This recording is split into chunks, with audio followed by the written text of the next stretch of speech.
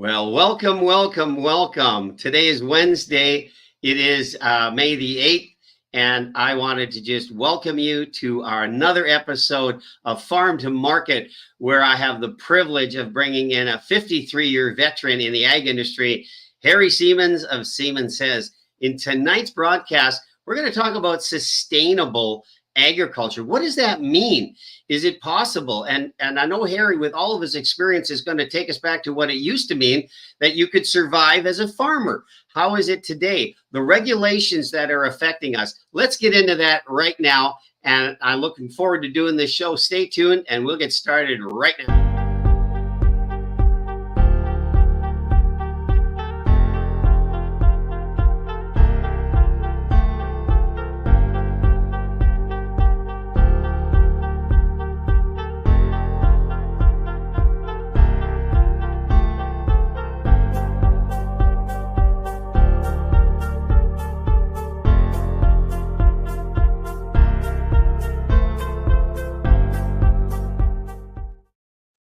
Well, my name is Carl Krebs. I'm the host of Things That Matter, and we're going to talk about farm to market, the ag industry, certainly something that matters. And it was my intention when I asked Harry Siemens, who's going to join me in a moment on stage here, to talk about the ag industry. It was my intention to understand, why is it that I'm paying more for my groceries in store? What is it that is affecting that? And I apologize for this lighting. I look like I'm translucent right now because the sun has decided to bless me through my office window in a new way. But it's not going to affect us. We're going to get started here. You know, we know that our producers are critical to providing one of the three necessary elements that we all require.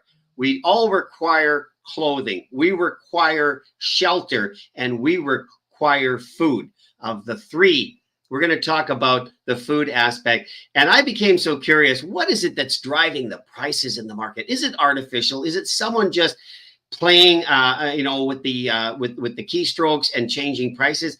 You know, I don't have all the answers, but that's why I asked Harry Siemens to come on this program, because with his experience of 53 years in the ag industry, I don't know anybody more at the switches than Harry. Welcome to the show, Harry, again. How are you, my friend? You know what, doing really well. And we just to begin on a really positive note, we probably have a better spring since the last 4 or 5 years as far as moisture is concerned in Manitoba and across Western Canada. There are some people actually saying, I wish it would stop raining. Well, of course, it looks like the weather patterns have now changed and it will stop. But we did get some seeding in. But at the same time, this year, we were really dry, and there are still parts where the subsoil moisture isn't what we'd like it to be. But we never lose a crop in May. We don't lose a crop in June. We always need the rains here in Manitoba and Western Canada. So I just wanted to say that, you know what, we've got great conditions, but that doesn't mean that they're going to turn out that way. And that's why we always have to do everything we can. And we want to talk about sustainable agriculture, and I'll let you, ask some questions. Well, that is we talk about that, and I think in some ways there's a misconception out there. What does that mean? And I think, at the core of it, our producers have to practice sustainable agriculture, to be able to carry on. So how about you start us off with a good definition of sustainable agriculture in the way that, we need to understand it? Sustainable agriculture basically has to deal with how we look after the soil, we look after the environment, we look after the animals, we look after the crops, and we look after the farmer himself. But when we put all of those things together, we have to make sure that in order to be sustainable, the farmer has to make money, not just eke out a living the way it used to be considered as far as sustainable agriculture. But you got it, and if all of those things work well, communities in rural Canada or in the United States do far better when the farmer is doing well. But let me just say one other thing. I remember years ago, right early on in my career, I was at a university meeting of some kind. And one of the professors came to me and I did the interview, and we talked about sustainable agriculture. And that's where he told me, he says, Harry, we have far too much concern about sustainable agriculture. And at that time, we didn't know what it really meant. He simply said, it simply seems like it's a way of just eking out a living. And that's totally changed from at that point. And then the other thing, I remember doing a television show, a coffee chat in Morris, Manitoba, where one of the farmers said, you know, I made the comment, you know, we can grow this particular wheat variety much cheaper on the prairies. And he came back to me, he says, Harry, I'm sick and tired of people telling me we are the cheapest place where you can grow this particular crop. And so that was sustainable agriculture. Things have really changed when technology moved in, and we've got, you know, the gene editing, and we have, you know, fertilizer, crop protection products, mapping, all that kind of stuff has really taken sustainable agriculture up to the next level. But the one thing we also can never forget, we need to look after the soil. There was a time early on when some of the bigger farmers got charged, or not charged, but people would accuse them of the fact that they're just raping the soil. Well, that's not the case, you know, and so we have to make sure we look after the soil. If we don't have a good soil with a good balance of stuff in it, then we won't have the crops that the farmers need to make money, and we need to feed the world. The other thing, in order for us to be sustainable, we export anywhere from 60 to 90% of everything produced on the prairies is exported to other countries who need our food. Yeah, and in previous episodes, we talked about some changing dynamics, such as the COOL program. You know, the country of origin labeling is going to certainly, you know, affect the hog industry and every other industry if it's implemented. So we know things are changing. There's a lot of government oversight. There's perhaps too much of it. I remember in 2016 when Donald Trump, you know, was elected, and he committed to reining in the environmentalists. And insofar as any new policies, any new legislation that was going to be tabled had to be considered, where if you want to bring one on, you have to take two off. So clearly, you know, the United States and Canada, we tend to mirror each other that way. In your opinion, and I'm asking a loaded question because I know the answer, the producer is capable of looking after his land, because in the word of sustainable, he has the most to lose and the most to gain if he is not being diligent in maintaining that environment. Yeah, you're absolutely right. And at this point, you know, people will say, well, yeah, the farmer isn't looking after it. You know, there were some farmers, you know, smaller farmers way back when, that did everything they could, but they just didn't know enough. They didn't have enough tools to look after that soil the way it was supposed to be looked after. But absolutely, we talk about manure management. We talk about fertilizer management. We talk about weed control and all those kinds of things, tillage. You know, I've mentioned it on this show, and I'm going to say it again.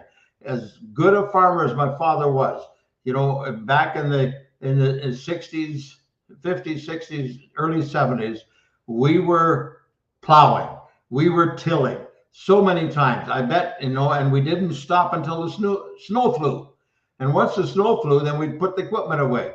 So we would sometimes, a field would get passed over with tillage equipment of some kind 5, maybe 6, and as much as 7 times. And so, and that really wasn't good for the soil. When we put the moldboard plow and parked it in the bush, as so many people did, and started to till, and then we started to disc, and then of course we went from the discer to the air seeder. Now the soil gets disturbed very often, no more than once in a year. And you know, and that's the key. And I've used the example when on a particular day I was driving to Steinbach, and it had been snowing and stormy and blustery, and it was warm out there. and it looked like, wow, the roads were going to be good. So I started traveling, and I'd drive for 10 minutes and there was ice on the road. And then I'd drive for 10 minutes and there would be, the pavement would be dry. So I started to watch on the sides, and then I could see exactly what I'm talking about now. The fields that had good stubble, the fields that caught the snow, the roads were dry and the snow stayed on the field. And those areas where the fields were black, the snow was coming right across the road and melting and making it icy. I shared that with some people that know far more about it than I do. And they told me, you're exactly right. That's exactly what's happening. Yeah. I want to turn our attention to a letter that was released from the Manitoba Pork Council, and it deals with agriculture, of course, as part of the solution.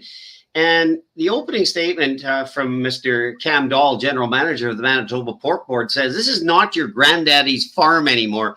And I thought that was a really interesting way to introduce it, because the nostalgia of the farm, the little red barn, the hayloft, the old technology, the farmer going down the road with his, 5-ton, tilting box, hauling his grain to the local elevator. That's all given way to the technology and the sophistication that's in our farm. And he identifies that key steps are needed to protect our natural resources while maintaining economic sustainability.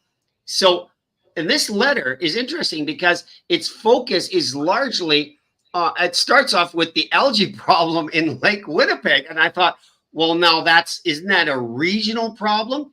But he goes on to explain about the nutrients and so forth. And eventually he brings into account the amount of the finger pointing, I think, that's gone on in terms of leaching and what's going into our lakes and affecting it. This is a part of today's farming. It's interesting. And I like the way he also talked about how, I have done interviews with manure applicators. Like, this isn't for just your average farmer anymore. First of all, they have lagoons or some kind of a manure storage. And then the government is very strictly controlled when they can apply it. We used to have a stone boat. You load it up in the winter time, and then you take it out there either with a horse or a tractor, and you just toss it over. You toss it on the snow, and sure enough, in spring, what happens? It would run off. And the soil would benefit very little. Now you have to have certain times. You can't do it after sundown. You can't do it before the sun is up. Certain times of the year, I think in fall. Now in spring, I'm not even sure what the date is where they can start to spread the manure. But most of it goes on during the fall after the harvest, of course. But it's so with technology has it down so packed that they apply it under the soil, and it gets sliced in under the soil, and the soil is the applicator, the opener of the soil, closes it off. And so where it used to really smell when somebody would apply the word, right? Yeah. And now, you know what? Sure, I don't want to be held accountable for the fact that it doesn't smell. It does. Obviously, there's a time when it still does. But at the same time, it's covered up, and it's going into that soil. And, a lot of farmers used to say, I wish I could get some hog manure, that we could get the earthworms back into the fields, And again, I don't want to, put down the fertilizer applicators and so forth, but that's the key. We ship 3 million weanlings of weanling pigs to the Midwest United States, Iowa, and those Missouri. Why? They raise pigs there. Not so much for the meat. Yes, the meat goes to the packer and all that. But at the same time, they want the manure for their fields, because manure costs are so high and the hog manure is so much better for the fields that's why so many of our weanlings are going south. Okay, so on that note, and this letter points out that before farmers apply manure, again, a naturally occurring substance in this world, they're required to file manure management plans with the provincial government. And as you said, over 90% of the hog manure in Manitoba is injected below the soil surface and incorporated into soil immediately. We've known forever that this is a healthy, natural a fertilizer. So is it possible, and the letter goes on to say that he's asking for a task force to be struck where all entities who have a vested interest, and there's a lot of people in there that he mentions, come together in a reasonable understanding. And as he said, to stop the finger pointing that's been going on. Is it possible, when we look at the hog industry, which has had its tough days, as regulators, and I mean, I'm going to ask you to speak to the era of Gary Dewar and how that hog industry was almost decimated or was on the edge of it. Is it possible they've got the wrong information, that this leaching of what they think is hog manure going into the lakes isn't actually the problem? Because they talk about the algae problem in Lake Winnipeg. Well, I'm no scientist, but at the same time, I do want to say that there's a certain small percentage of the society, the animal activists, they would love to stop hog production for various reasons. Number one, to stop it. Number two, to create more inefficiencies in farming. And so this particular letter from Cam Dahl, and it's the Manitoba Pork Council, which represents all hog producers in Manitoba.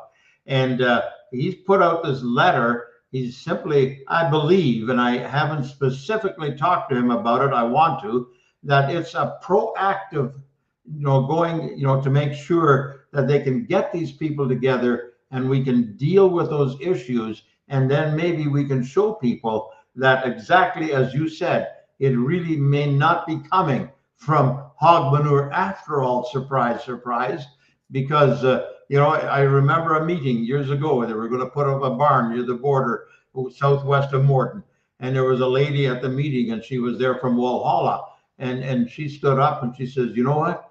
This hog manure that you guys are going to produce here, it's going to come to our country, and it's going to pollute our waterways. Well, it really, in the way she was putting it, it was almost like hog manure had to run uphill, and so we had a lot of those kinds of debates, and that's the other thing that Manitoba Pork Council has done in order to, they're dealing with RMs, they're dealing with people, and so to take away the fear that, and the other thing is, and sure enough, the industry didn't do all things right. But we have an area east of the river, Steinbach, and that whole area, they have as many hog barns as they probably ever should have. But we have much space on this side of the river. You go west, and where there's all kinds of areas. There's no waterways, nothing, and so there isn't even that threat. So we have to do the things right. Yeah, this letter goes on to talk about, the advances in technology, global position, GPS technology being used, ultrasound speed sensors, radar to ensure that the manure is applied the right place, right time, right rate. So it seems, again, that the farmer, who might be, in this case, falsely accused, is doing more now, as you said, than what was previously done. Maybe perhaps exceeding what is reasonable and normal. But in what we're talking about here on this farm to market, we're trying to understand, if you as a consumer are going to the market and you're complaining and concerned about the price you're paying, bear in mind the producer has to in some way pass on these additional costs. This technology doesn't come for free. And so we look at that and we say, are we over technologized? Are we overly concerned? Has the pendulum swung from what you said about days of your father too far to the left? I don't think so. I think at this point, it's amazing what we can do. So just to make sure that we understand, even with fertilizers, you take a field and the mapping and the yields from the year before. So next year you're putting on fertilizer. Those areas of the fields that didn't have a very good crop didn't use all the fertilizer. So you don't put on as much. It's done automatically with technology. you're putting on exactly what your field needs. And of course, that includes soil testing. You want to Right. make sure there was They a know time. this because of the soil samples they're constantly taking. Totally. So you put all of that into the technology and computer and whatever else you want to call it, and then from there you move forward and do it exactly right. You know why? The other thing is, why would a farmer want to put extra fertilizer on that doesn't do him any good, especially with today's cost? The other thing that technology does, you put an air seeder. There was a time when you looked over and you probably you didn't want to leave any strips where there was nothing seeded, right? So you would double. You would always overlap. Well, now with the GPS, you go exactly accordingly as to where that edge was where you finished off the last round. Yeah.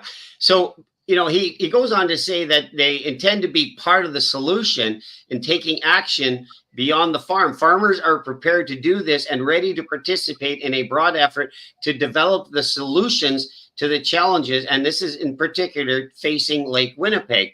And he's asking for a Lake Winnipeg task group. So it seems that, again, the producer, and in this case, the hog producers, are wanting to be ahead of the curve here. They want to be ahead of it and say, we want to be a part of it as much as everybody wants to see Lake Winnipeg cleaned up.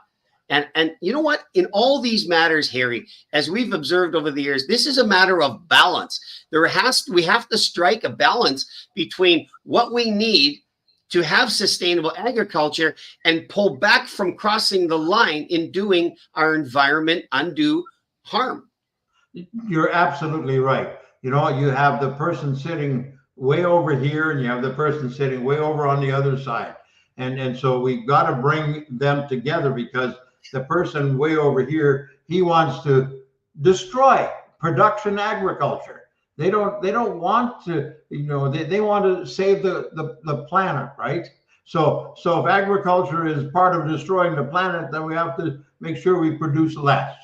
But at the same time, the fellow way over here, he's saying, hey, look at my technology. Now, Cam Dahl, the Manitoba Pork Council, and all the producers, they're saying just exactly what you said. Let's be part of the solution. And I really take my hat off to Cam and the people that he works with, because they've done an amazing job with all kinds of things that are going on in agriculture. And the thing to remember, when we talk about hog producers, we're talking about grain producers. We're talking about corn producers, feed producers, because without those feed producers, corn and so forth, those pigs can't survive.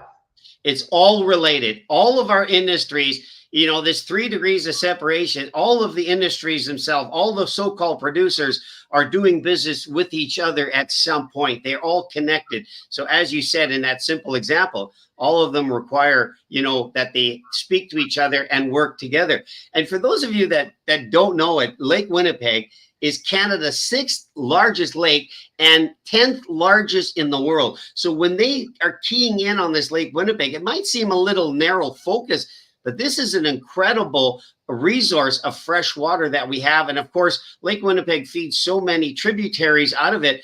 It has effects all the way down to where we are here in southern Manitoba. So as we said at the beginning, how do we bring this home we want to make it relevant to the people watching. Perhaps you're not a producer and you're a guy like me. I just wanted to know what's going on with food prices. How is this feeding itself back? Everything that from the point of sale in the store feeds back to the producer, who at some point put the seed in the ground, to the producer who has weanlings that he raises and those get harvested for our benefit, to the cattle industry, to all the chickens. Everything feeds its way back. So we want to understand that there's a lot of pressure here on producers. They have to be compliant, but they have to have sustainable measures that I guess put it in a summary form, if you could, what a producer goes through in his mind as he tries to balance this. Well, number one, a producer for the most part is a price taker. You just can't go out there and sell your product and say, hey, unless it's in short supply, the price goes up. But at the same time, they are price takers. And the costs, yes, the costs have gone up astronomically. From when I was farming in the 60s at $40, $50 an acre to $700, $800 an acre just to put in a crop. You ask, what's the farmer thinking? And so that has to be covered.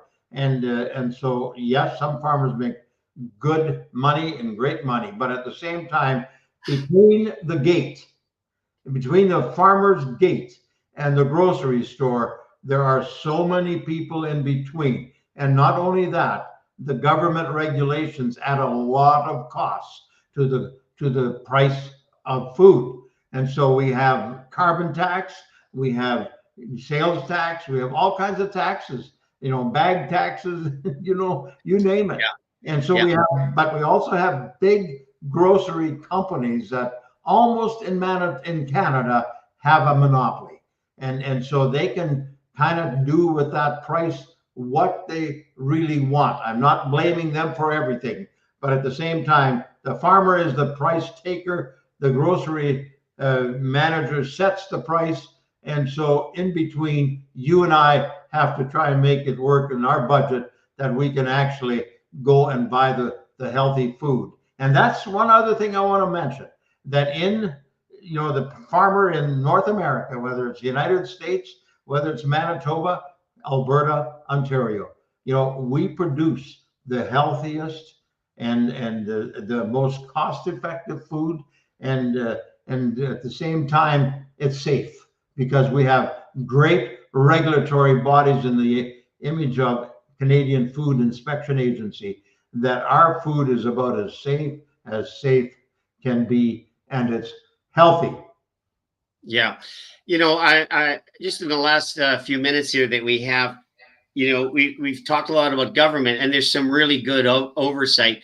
But I'm going back in my mind to President Ronald Reagan, who really came out swinging at the government, saying, the government, the biggest joke is if the government shows up and says, we're from the government, we're here to help. That became a tagline of his and a punchline for many of his years as president. But he single-handedly, as a president, said that the government has been the problem in many different ways. I mean, do we have too much government involvement in the industries that, as you said, the producer is well aware of the environment he's in and the need to be sustainable and the need to protect it and so forth? But do we have too much regulation in that? Is it necessary to maybe pull back on some of that and revisit it at least, because these regulations continue to come on? I'm not aware of any that come off, just new ones that come on. Yeah, you're absolutely right. Regulations at every step of the way. They add costs no matter what. And we have farm organizations across Canada. I know more in Western Canada. These farm organizations, and one is the Wheat Growers Association, that has really worked hard at dealing with government. Like every farm organization, the corn growers, the canola growers, the hog producers, they all have national associations with representatives working on government. But we've had to be careful that we don't get overstepped by what the government is telling you, and so we have people telling farmers how to farm that have no idea of what farming is all about. You know what? That's where I was going with that statement, Harry. I operate in the trucking industry. I've been in that business long enough to understand that there are people who sit in offices somewhere that are trying to tell us how to drive our trucks and everything, and the technology. I was just amazed to look at that the other day with our company and see how this camera in my truck is really regulating everything that we're doing. And so we have this oversight. And I guess as the hog producers, for example, and Mr. Cam Dahl would be one of those, there's a need to push back. There has to be points where we push back on the regulations so that we have this sustainable agriculture. Because he's a price taker, my friend. As you said, the price taker is not the price maker. We have grocery stores that control, monopolize. You take Sobeys, Safeway, and the superstore. You got it all. You got more than 60% of the entire groceries in this country. They're the price makers in some ways. If you don't sell it to us, we'll just buy it from another country. You're absolutely right. And again, to wrap up this show, that we're coming to an end, Carl, I don't want, I love it. You're a truck driver, but I don't want to drive truck. I love it when a farmer farms, but I was always happy when I went to a dairy farm and I could leave and they would stay and milk the cows.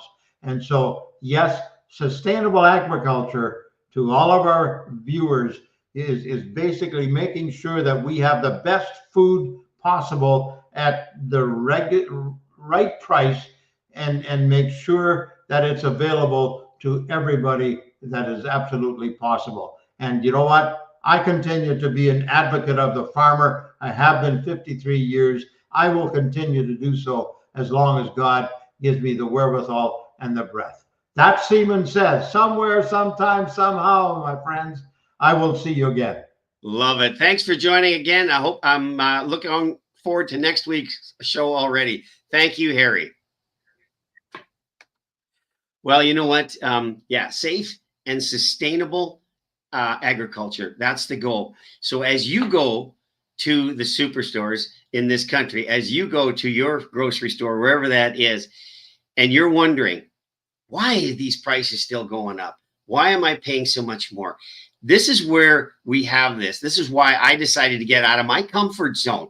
I'm not a farmer's kid. I didn't grow up on a farm like my friend Harry did, but I'm trying to understand from the consumer point what is happening to food prices. And this is where we want to give you the truth. We want to give you the straight goods, and hopefully you understand what's going on in the background. So for today, as talking about sustainable agriculture and food, yeah, that's certainly something that matters. Thanks for joining us. We'll see you again next week. Same time, same channel.